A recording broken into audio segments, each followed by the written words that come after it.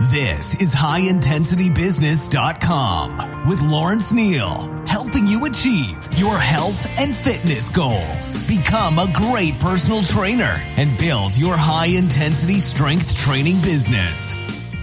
Lawrence Neal here, and welcome back to HighIntensityBusiness.com. Today's guest is Walter Vendel. Have I pronounced your last name correctly?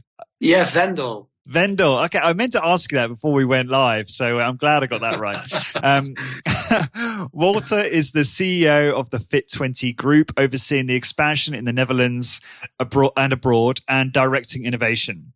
The first fit20 studio opened in 2009. Today, they have more than 120 studios in the Netherlands and continue to grow fast internationally. Walter, welcome to the show. Thank you, Lawrence. It's a pleasure to be here. Likewise, thank you for taking the time to come on. Been really excited to talk to you for a number of reasons. Really keen to learn more about fit20, the history, the genesis, what the kind of roadmap is, the opportunity for prospective business owners, that kind of thing, and franchisees. But in doing my research for this, I was looking at your background, and I didn't realize that we have a very similar background, you and I. I don't know if you know this, but I didn't know that. You have a very vast background in IT sales. You've had obviously spent a lot of time with IBM and that. I also have a background in IT sales, so I worked in kind of managed services, data center services in London for best part of 10 years. Right. So that was quite interesting for me to see that in your CV. So you obviously got a very strong sales background. How did you get into all that? How did you get into sales? Yeah. Into sales. Right. Well, as a young man, I wasn't particularly ambitious. I didn't have a plan. And when I came from university, one of the growth markets was, of course, IT at the time. So I started with an Apple dealer. And from there onwards, I moved on to an American multinational and started selling computer equipment. And then, times moved on towards computer networks. It all went from the mainframes to the networks. And then you got the revolution with the PCs and then the laptops. So I was in that for over 20 years, and it was a great time. Yeah. It's funny, isn't it? Everyone falls into sales by accident. Right? Yeah. It was. I had to do something, when I came from university, and I thought, how can I make some money with something I'm good at? Well, I can chat. So my first job interview, which I'd never had before, was my sales manager, for which I ended up working, gave me a pencil and I had to sell it to him. So I thought, hell, what happens? I'm going to sell this pen to this guy, and I got all kinds of advantages and benefits about that particular pencil that kind of impressed him, apparently enough, to say, let's give this guy a chance. Maybe he can sell something. And I ended up being a pretty good salesman.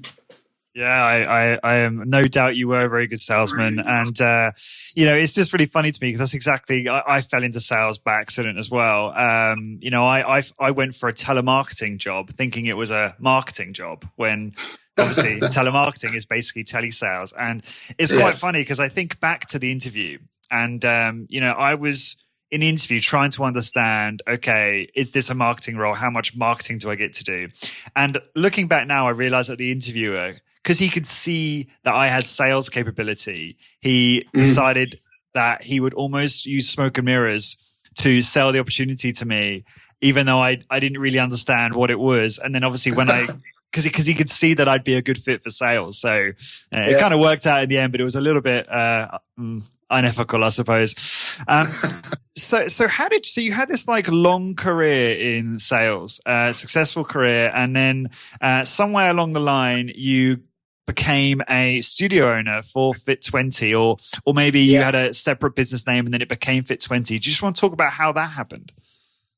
Well, it happened, as they say, when life is full of crossroads. So after 20 years, I was ready for something new, something different. And the first thing I tried didn't work out for me. Was a very well-running company into equipment for handicapped people. So obviously improve the quality of life when people get better chairs and wheelchairs and lifts to help them move around better. But my affinity's always been with sports. And I've been doing Aikido for a long time. I've been running and fitness training. So I like that. I'm a kind of physical guy. So then I came across this book of Adam of about the power of 10, and that inspired me. Of course, I didn't believe it because I was kind of, conventional. But a friend of mine is physiotherapist, and so I showed this to him. I said, this got to be bullshit, right? But he said, it's a bit like sprinting. You can jog for a long time, but if you start sprinting, you don't keep on for so long. So then the high intensity principle became clearer to me. And through contact with Adam, we took off in 2005. And what was that? What was that studio called at first? We call that New Vitality. Right. It was in a part of Holland where no one spoke English, kind of rural area. So we kind of gave ourselves a challenge. But the thinking was, because it was not in the Amsterdam area, it was really sort of a large village with 25,000 people. My thinking at the time was, if we can make it work here, there is a market for it. So I gave myself a kind of, challenge. And we got it up and running within a year. And actually, we started to see the results we got with our first clients, which were pretty much amazing. All the things we know from resistance training, the benefits people get. They lose a bit of weight, their metabolism changes, their energy levels go up, back injuries, disappear more rapidly and better. People recover faster after illness or operations. So we started to build our own evidence. And then I got gradually throughout the first year and a half convinced that it works. So there's many roads to Rome. But I think this is a kind of highway. There isn't anything more efficient, time efficient for a client. How to get fit fast and make it possible to comply with it over a longer period of time. So, retention is one of the hot potatoes in the fitness industry. How do you keep your clients? And I think there's two factors hugely important. One of them is the personal attention that they actually get from their personal trainer. And the second one is people are busy and they want to get results fast in little time. In fact, in as little time as possible. So that's how we arrived finally at the name fit20. Because, fit in 20 minutes per week, that was our pay line, the tagline. And I think that still is pretty much provoking. Raised eyebrows. People don't believe it. They think it's all bullshit, like I used to think. And then we say, how about a free trial? And you experience it in your own body, and then you tell us what you think about it and maybe give it a try. So that's where we're at. So just so I make sure I understand this, so you proved the business model with the original business. You could see that there was huge potential, and then you thought, well, if we're going to grow this, franchising sounds like probably the best path. Where did kind of, because obviously your Bram as well, your colleague, how did he come into the picture then? I used to know him already because he was also a sports guy himself. He'd been working in America for over 20 years as a physiotherapist, so he was well aware of the hit. And then when I got this book and we started talking, he was already into being a physio for over 20 years, a little bit like me in the IT industry. We were both kind of shall we do something else? And for both of us, which was an interesting thing, it was a complete jump out of our own background as our professions. And ever since, I've come to think about fit20 as a game changer. And usually game changers don't come from the industry themselves. They come from outside of the industry.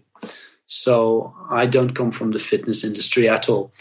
Neither does Bram. And my brother-in-law joined because he's been doing economy studies. So he had some idea of figures and how to make the figures go right. So that's how we started with the three of us, and completely unknown territory for us. But I had a gut feeling that this held a huge potential. And that feeling has only grown over the years. And there was this funny moment when some people said a couple of months ago to me, said, Walter, you should look to this movie called The Founder from the McDonald's story. I don't know if you happen to have seen it. I've heard of it. I haven't seen it yet. Oh, you should see it. He's not all good guy, but the thing is, McDonald's has been created by two brothers, and then there's a third guy, sales guy, joins, and actually he has a vision of the potential when he sees the yellow arches. And those yellow arches of the M of McDonald's, he said he suddenly saw many, many, many McDonald's.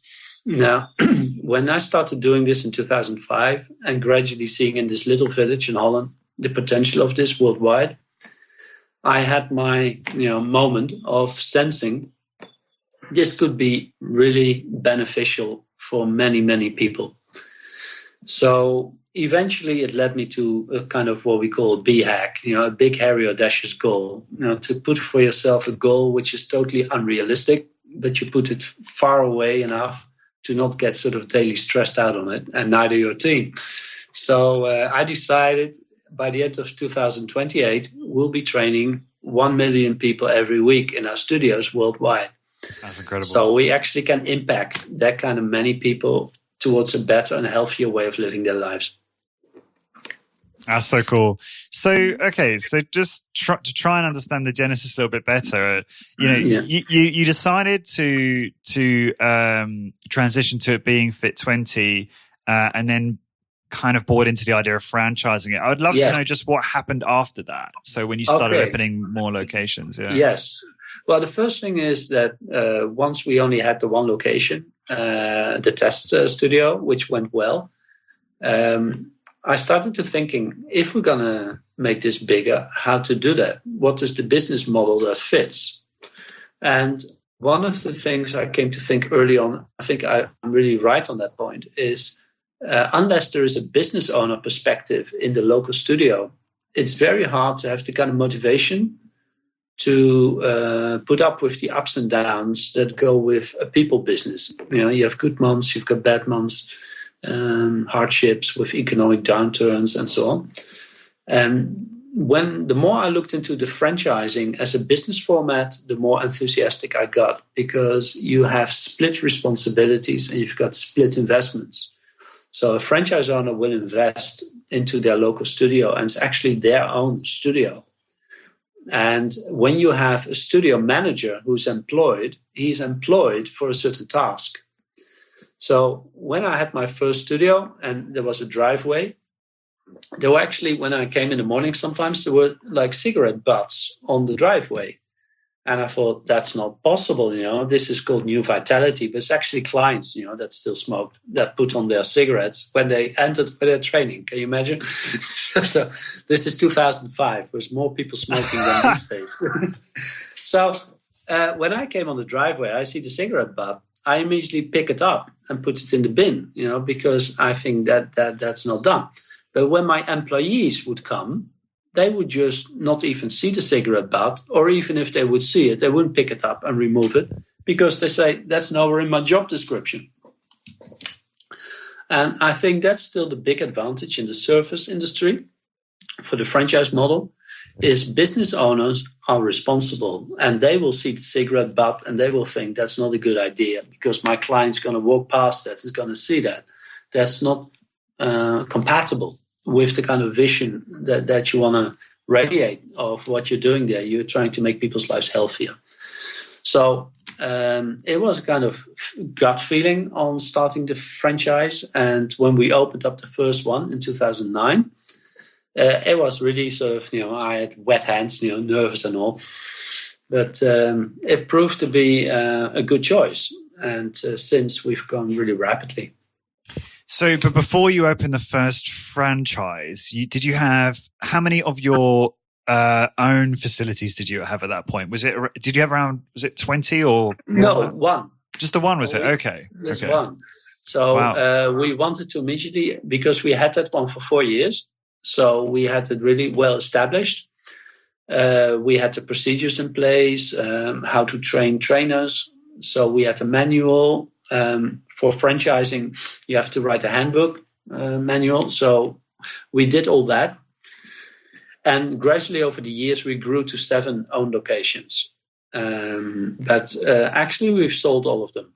So currently, we don't own one studio at all. And you sold them to franchisees, basically? Yes. Oh, right, yes. right. Yes, because we made a choice to keep our fit20 group team small, relatively small, with as few employees as possible, to have a very strong team, entirely focused on growing the franchise on one hand, both in Holland and these days internationally, and focusing on innovation. Because we want to become an international world brand, the focus has to be on innovation and strategy. And running your own centers is a choice. And for the coming few years, we've chosen not to pursue that. It's a very good profit center if you run it well. But our interest is to change really as many lives as possible. So that's our mission. And from the mission, then owning our own studios is not so relevant. So that's why we changed. I love that. I love how you just totally changed your focus. You would have had a split focus if you were also running a few studios, and the leverage you can create in being innovators and supporting the franchisees is obviously far greater than owning single studios from your perspective. That's right. That's right. And there's a different capital investment required with owning more studios of your own. And we prefer to invest the capital totally into the innovation. Awesome. Okay. So I want to obviously get into more details around the operation, the franchisee opportunity. But just to give people an understanding, what does fit20 look like at the moment in terms of number of franchisees around the world, that kind of thing, just to give people perspective? Okay. Yeah. Quick update. We've got 140 studios opened in 8 countries. Holland is still, of course, the stronghold with 118 studios. When we started in 2009, we were, of course, primarily in Holland active. In 2012, we started in Holland also with what we call in-house studios at multinationals at headquarters. So those are studios completely dedicated to the employees of one company. And the beauty is that in 50 square meters, you can train a few hundred employees per week. And they don't need to get changed. They don't sweat. They don't need sport bags. It's in the pay time of their boss. So it's a wonderful system. And many companies endorse more and more the idea of vitality as a primary labor condition. So they want to have healthy and fit employees that enjoy working for their company. So that's one avenue we opened up. And then in 2015, we opened up the international growth, starting in Belgium. And then we expanded to UK and then Qatar. I think after that, New Zealand or US. And now the last 2 were Germany and France. And coming week is exciting. We are going to train a crew from Sweden, which will be the next country in which fit20 will start. Great. So obviously, people listen to this podcast from all over the world, but the majority are listening from the US. So how many franchise owners do you have in the US at the moment? In the US, we just have our own master. And the master started with owning 3 studios for unit economics to find out and also show evidence at the US market of the perspective for franchisees. So we've got 2 in Virginia and 1 in Michigan. Awesome. So I want to talk a little bit about the business model, a bit about the operation. So I guess franchisees have developed an understanding of the type of opportunity that we're talking about here. So talk to me about the fit20 studio operation. How does it work? What's the client experience like? That kind of thing. Okay. So the client experience, actually very simple. The client comes in once a week and does his or her training, and always under supervision. And we train solo and duo. So we added the idea that people sometimes like to come together with either their partner or their colleague, friend, or don't mind hooking up with another stranger. So they train as a duo. So that allows you for pricing range for the clients, because not everyone can afford a solo membership, but they can afford a duo. So that is one thing. But we found out that people like the social aspect of, that essentially in the 20 minutes, it's like 6 times dying, if you train to muscle failure. And dying together is kind of, less bad. And afterwards, there's really this kind of buddy feeling, and they like doing it together. There's an element of competition. And then actually we found that it works very well. So these days we prefer to train people together in teams of 2. We literally have 6 slots per hour. So we are, that's a Dutch quality, a bit like the Japanese. We are focused on efficiency. So we actually have 3 slots per hour, and we can train per trainer 6 clients. Those clients also get their progress on an app, which we developed, so they can actually see their own progress. And we've got educational sessions slotted in, because one of the things I found which makes high intensity training not always easy for clients to adhere to is it's just not fun. Most people don't find it fun, apart from maybe you, people that like the idea of, your muscles are burning and it hurts like hell. And then you hear do another rep. That's the one that counts. Most people don't naturally find that a good idea. So how do you get someone who doesn't have any sport orientation to do something that everything in their brain says this is insane. I shouldn't be doing this. I should quit. It's understanding why it's necessary. And people need to hear that on a weekly basis in bits, small bites of information. We do information sessions periodically for clients. We have brochure material, so they actually can read at home a bit more. Why on earth do I have to do this? Can this really be healthy? Yes, this is the healthiest thing you could do for yourself. And we found, we've got many business people as clients. It's not different to business. If you want to grow your business, you're going to be in serious uncomfortability, because if you stay within your control span, that's comfortable, but you'll never grow. If you want to grow, you're going to hurt in all kinds of ways, because you will entering territories which you haven't been in before, which is unfamiliar. Unfamiliar causes stress. It's exactly the same thing a client goes through. So we can easily make the analogy to the business growth, to what they experience in the workout. And to elder people, which I think is really by far the biggest market. So our typical client is 40 plus years old and has a career or a busy job, has kids at home. So time is scarcer than money. And these people love it when they get a very good personal attention and personal coaching, who keeps in mind what kind of chronic condition they may be suffering from, which 1 in 2 in Holland has, by the way, above 40. So people are just not very healthy. We get older, but we get older with all kinds of ailments. And I think the great thing of fit20 is just raises the bar of the people's quality of living. If they have a bit more energy and a bit more strength, everything gets easier. And so they can achieve their particular passions, which very often have nothing to do with sports. Yeah, that was great. And I'm just thinking also, if you're tuning into this and you're like, what the hell are you guys talking about? I don't know what high intensity training is. Then you might want to listen to some of the other episodes I've done as well. But very kind of broadly speaking, we're talking about resistance training. So using machines for the most part, and training with a single set to muscular failure, which is basically where you can't move the load anymore. And done with one machine after the other. I'm assuming, Walter, probably around kind of 5 to 8 exercises, something like that. Is that accurate? We standardized at 6. 6, so, okay. 6, yeah. So we take those machines with the biggest impact on the muscle groups. Of course, the leg press is king, because sheer volume of muscles involved and the stimulus it causes, and the hormonal effects you get from that, apart from the pure muscular effects. So there's so many cascades of benefits from that. So we can do it with 6 exercises. I experimented with 7, 8, but particularly when people train together, you can still slot in 5 or 6 exercises for 2 people training together with 1 trainer within the 20 minutes.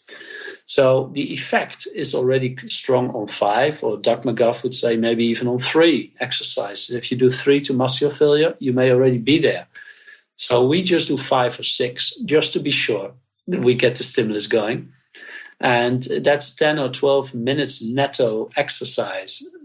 So we can easily slot it into the 20-minute slot. And that's necessary for economics.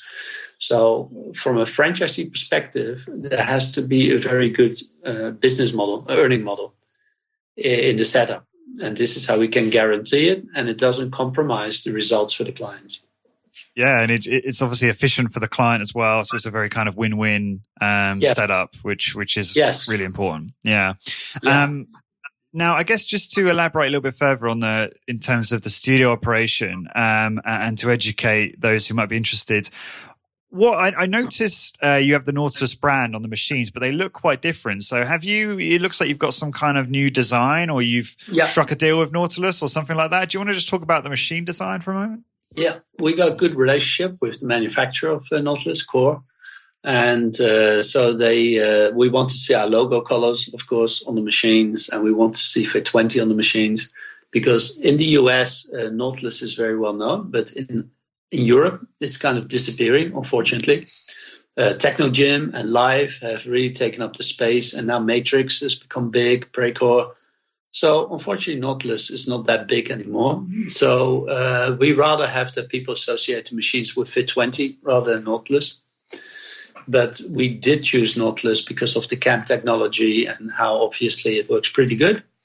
There might be machines that are better, but they're definitely more expensive. And we figured out that with the Nautilus, we get good results, and all the further customizing is now software. So we use it as, say, the hardware, and it does the job. Core is a very reliable, good manufacturer and partner from us, and they're very excited about our future plans. Yeah, I've used Matrix machines. How do you think they compare to the Nautilus ones that you have? It doesn't seem like they're just not even in the same ballpark, really. That's right. Right. I think if people don't train to muscle failure and they move at higher speeds, you can train on almost any machines, whether it's Matrix or Techno Gym. But if it goes into slow motion to muscle failure, I still find the machines make a difference. Maybe not as much of a difference as some of the purists amongst the high intensity training community, prefer. But I think there is always the compromise between, the most excellent machines. But if they come out 2 or 3 times as expensive as a Nautilus machine, and there is a very decreased benefit for the customer, then you have to wonder, maybe to drop the purist idea and go for realism. So we still get good results on the Nautilus 1 series, and so we're happy to go forward with that. No, I agree. So, okay, let's talk a little bit about the opportunity then for potential franchisees here. So, do you want to talk about, I guess, starting off kind of the prerequisites from your point of view? Like, it makes sense to obviously educate the listeners in terms of what they should expect, what's required from them, whether they're a good fit for you as well. So, yes. Well, I've come to recognize that in terms of franchisees, there's 2 kinds of franchisees, I think. Single studio owners and multiple studio owners. And there are 2 different categories. So there are some people who just look for 1 studio, and these people might be more, say, personal trainers that really have strong affinity with the training itself and actually love to give the trainings themselves. And they can do that perfectly well in 1 studio, up to 300 clients.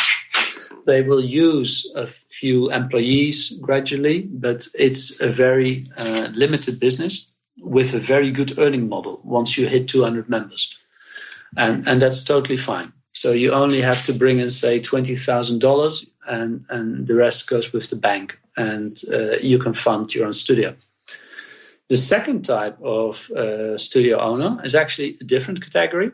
I prefer people coming from outside of the fitness industry then, like myself or like you. People actually have a natural affinity with training and sports, but have never made money out of it. They've done it all their life, but they've held different jobs. And they're in their mid-30s or early 40s, and they kind of hit a dead wall, and they think, what about the rest of my life? What will I do? And then you get sort of creepy questions like, I always wanted to start a business myself, but I didn't find anything so far that sort of compelled me. And then they see fit20 opportunity, and they can say, wow, I can grow more units, I can grow more studios, I can grow a hugely successful business out of that. And it's all pre-formatted. So they can immediately focus on the business execution. And I think that's the strength of franchising. We are a full franchise, so we offer complete support with the marketing, with the administration, with the recruitment of future employees, with the general communication, how we keep things up to date, and the academy. So we have an online academy in which all the theory is already covered to save them time from not having to explain to every future employee the same story 1,000 times. So that's the advantage, I think, of franchising for people who actually want to do something which I feel passionate about. There's a fantastic message. And I always find that when I talk from business networks or any kind of setting, people always love to hear something about health and fitness. It's something that appeals to all human beings because we all live in a body. And if that body is happier and healthier and stronger, your life just really improves tremendously. If you are not in chronic pains, your life improves. So the proposition for our franchisees is, how about earning a good deal of money with something that improves the lives of people around you? How great would that be? And I think that's a fantastic message.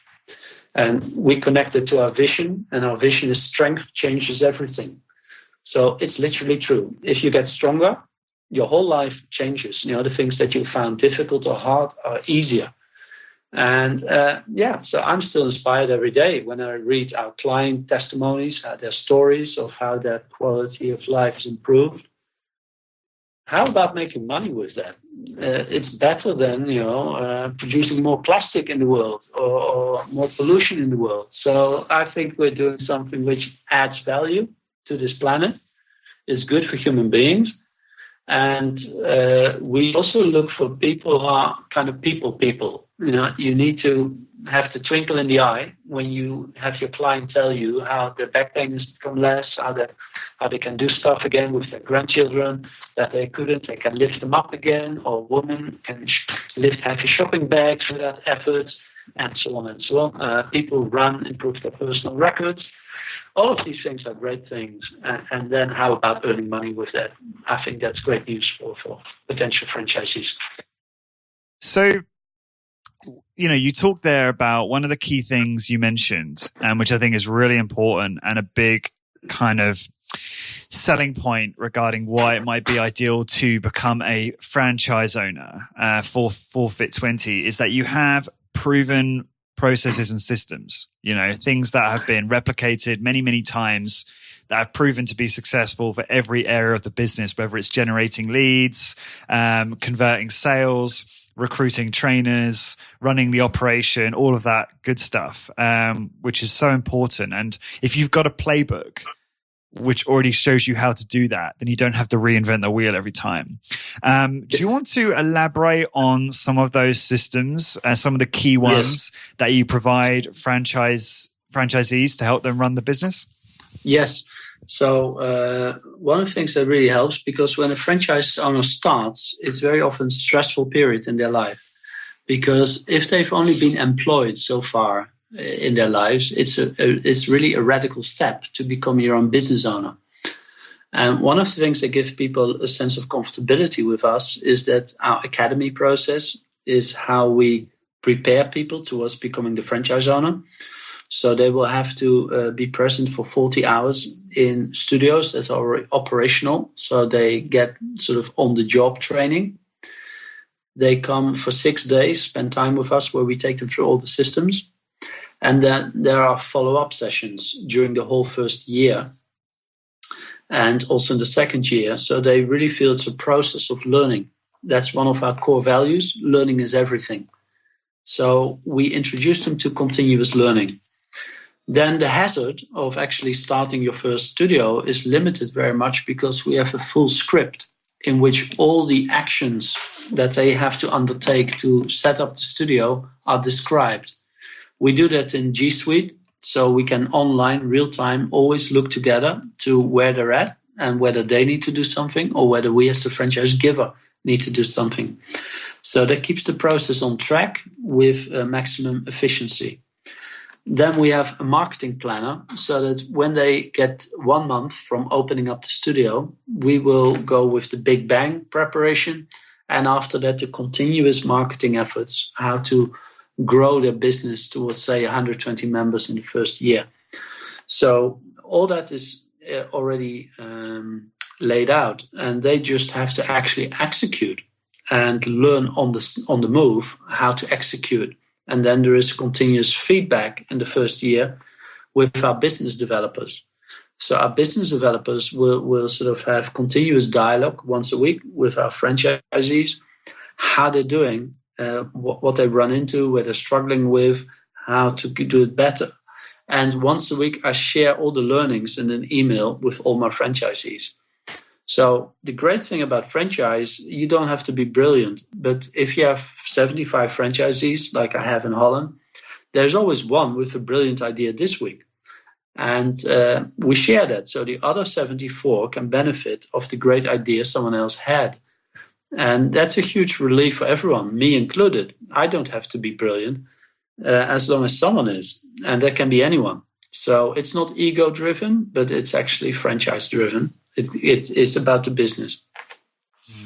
Yeah, that's excellent, and that's a huge selling point. I think it makes things a lot easier if you've got a system like that. The fact that you're seeing all these ideas working at scale, and you can see common themes as to what's the most successful way to run the business. I'd just be curious, obviously we won't dive into every single kind of SOP or standard operating procedure that you might recommend. But, in terms of marketing, what have you found to be important for new studio owners to do for driving people through the door and into the studio? Yeah. A couple of things that work really well. One of the things is that we really advise strongly that they join the local business clubs. So you get absorbed into the local community of business owners. And BNI is one of the networks where we have good experience with. They're worldwide. And they are organized in chapters where you have at least 20, 30 other entrepreneurs with whom you weekly meet. Because you're all there as different entrepreneurs, you're not competing with each other, you're collaborating. And so we see a huge amount of growth through networking efforts. So that puts one qualification on our franchisees is they have to be outgoing and love to put the message out. So the better you communicate it, the easier you make your life. And the second thing, which is really, of course, with the modern times, is what you do online. And we've become pretty good at, apart from our website, with the whole social around it, whether it's Facebook, Insta, or LinkedIn, Europe.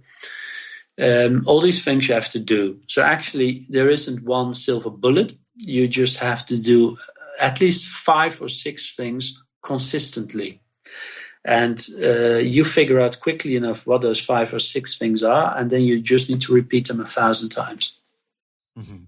That's it. Yeah, not 1,000 things 100 times. 5 things 1,000 times. Exactly. Yeah.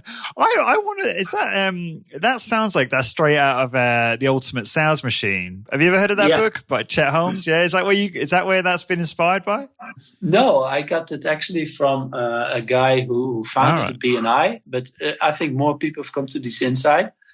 Because one of the traps is that if something is not working, that you drop it too quickly instead of tweaking it.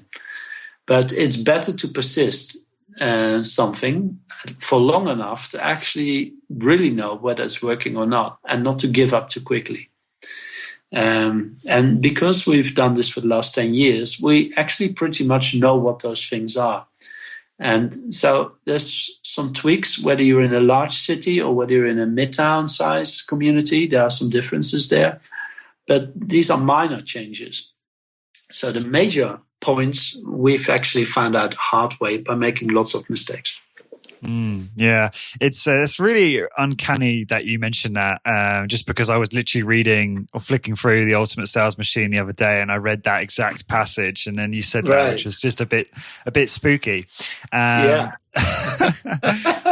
So, yeah, and I just wanted to also mention, you talked about BNI there and networking groups in general. That's again one of these common themes I hear in hit business is just how valuable and effective networking is. One example is Live Oak Strength, which is run by Owen Dockham and his team. And also Everstrong SF, which he's a co-founder of alongside Abe Williams.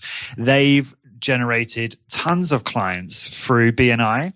And I think at one stage in the early days for Live Oak Strength, BNI was responsible for something like 75% of the revenue the business was generating. So, if you can just do BNI and a handful of other things, it can be, very way to drive clients into your business in the beginning, especially. Yes, that's true. The thing is, however, you have to keep doing it. And the BNI starts at 7 o'clock in the morning or sometimes earlier every week, 7 for an hour and a half. And you have to slot it in week after week, month after month, year after year. And that's the kind of discipline that businesses are built on. And it's one of the 5 things that we have. So there's more. And it even allows for the fact that not every person, not every franchisee has the same inclination and the same skill sets. So there's just some people who love networking a great deal, and there's some people who don't love it that much. So there's hope for them too, but you have to be willing to adopt it to some extent. Yeah, absolutely. I remember. So I was just going back to the IT sales stuff, Walter. I was when I worked for a company called Clarinet in London. I was part of BNI in Holborn. So Holborn is a place in central London on the Central Line. Right. And I remember having to get there for 7 a.m. every Tuesday. Yeah. I had a half-hour commute. So actually, sometimes I think at that point it was 45 minutes around that. So I was getting up at like 5:30 to get there on time, and it was always quite challenging. Yeah. But I always felt when I came out of the meeting and then headed to the office, I always felt like I was ahead of everyone. I always felt like I had this competitive advantage. It's quite inspiring. And to your point, you said something really critical there, which is you can't just go once or twice and expect to get a return. Like the primary philosophy of BNI is give as gain. You have to participate week after week. You have to bring value, and then you will get a return. I hear so many people even in high intensity business who said, I tried BNI or I tried fill in the blank networking group and I got nothing from it. And it's like, well, how many times did you go? And it's the same old story. It's like they hardly went. They didn't really bring any value. So, it's kind of that's expected. Right. Well, of course, not every chapter has the same quality. So there's a fair point there. That's true. Better. With all things, of course, there's not consistent quality. But it's a fundamental that people want to get, but you first have to give, and you have to give more than what you get for a long time. And then gradually the balances will come in. But you have to be willing to give. So I think the whole idea of give as gain is very compatible with fit20. If you build up any business, you have to give first a lot to get a little. And if you keep going, you can give less and get out more. But that's the result of accomplishment and not from the first or 2 years. You have to really be willing to work your ass off to get somewhere. Yeah. And I always thought, personal training is such a wonderful way to generate referrals for people in your networking group, because you're having these conversations with new people all the time. You're learning about, what they do, and you generate these or develop these quite close relationships where they might ask you for help with random things, services they need or what have you. So it can be quite almost a natural development to generate referrals through your personal training clientele for your group, whereas a lot of other professions, it seems like it's a little bit more challenging to find referrals, just to be more proactive. Have you noticed that among your franchisees? Yeah. Definitely, because the fact is everybody has a body. So there is already the first point of connection. Whereas certain businesses, if you already have an accountant and you're happy with your accountant, there may be in the BNI chapter another accountant, but in principle you don't switch unless you're not satisfied. or unless there's a huge price difference. But otherwise, you just stick with your partners. But so with us, of course, some people already train or are fit, but everybody has a body. So there's always an easy point of communication. Yeah. And typically in something like BNI, you have, a group of people there who are all your prospects, especially if you join the right group where there's already busy. I tell you what, Walter, I would be a great franchisee for you. I promise you. I'm tempted. I'm tempted to have a separate discussion with you. So talk to me just quickly about the goals for the organization. So what, you mentioned already about 1 million workouts per week by 2020. 2028. Sorry, 2028, is it? Yeah. Okay, cool. All right, so I suppose that kind of answers the question. But are you looking to achieve other metrics? Number of studios, or is it really just focused on that one metric? Well, it's I think the metric of clients is more important than, for instance, how many studios there will be. Definitely for people who are not familiar with fit20, if we say we want to have so many studios, it doesn't say anything to them. But changing the lives of 1 million people directly and indirectly through them, their families, but also the franchisees who will be owning all those studios, because roughly it will be 5,000 studios will be running. So we intend, to make a splash in the world, and we think we have everything in place to do that. We have a very committed team, and this is the time. It really is the time for a number of reasons. If you look to society, you see an aging population.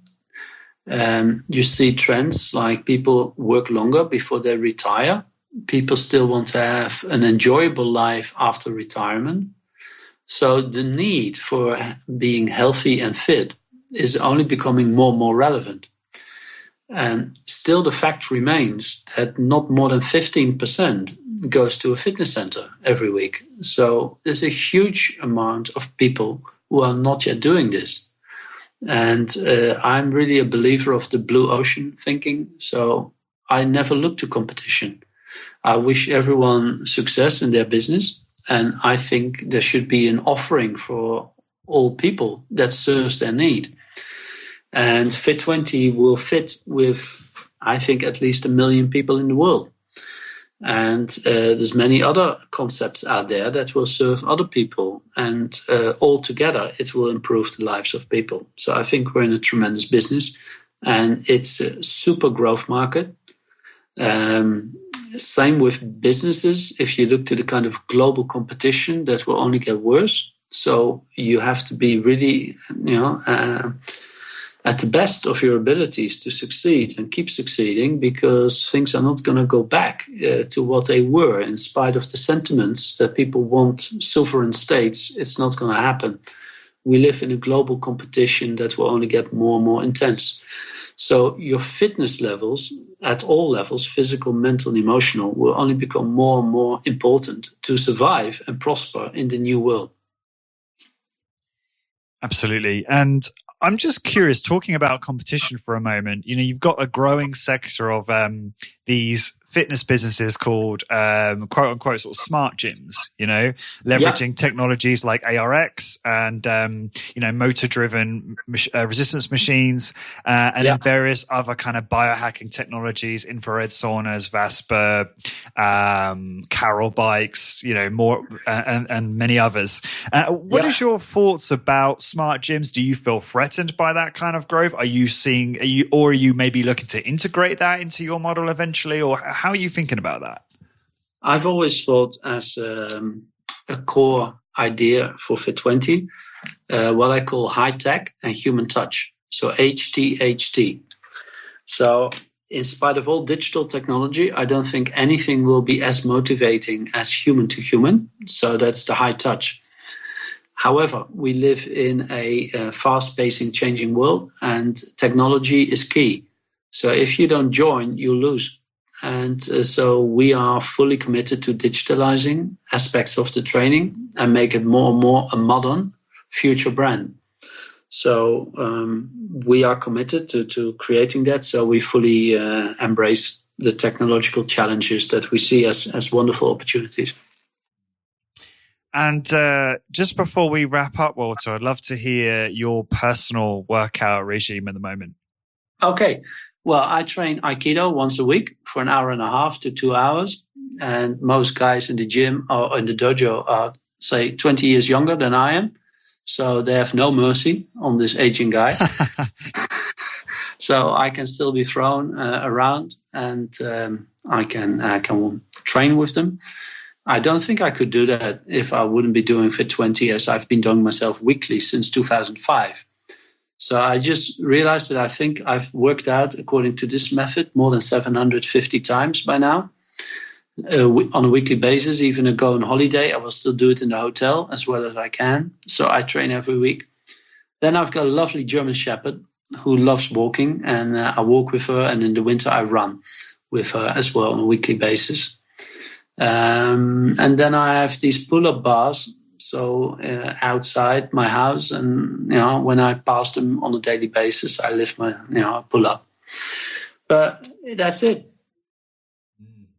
And why once a week? It's interesting you say that, because obviously you've got a number of hit businesses will recommend twice a week, or in some cases 3 times. But why did you kind of opt for kind of recommending once a week training? Well, for me personally, I wouldn't like to do this more than once a week because it's so intense and demanding. I also experimented earlier with clients, and I think young people under 30 could easily do it twice a week. They recover fast enough. But if we take the average client above 40 years old with lots of chronic stress, high cortisol levels in the blood, sleeping not enough hours every night, so they don't recover as well as they should. Their diet is not necessarily all that healthy. Make the list longer if you like. So their recovery time is actually going up.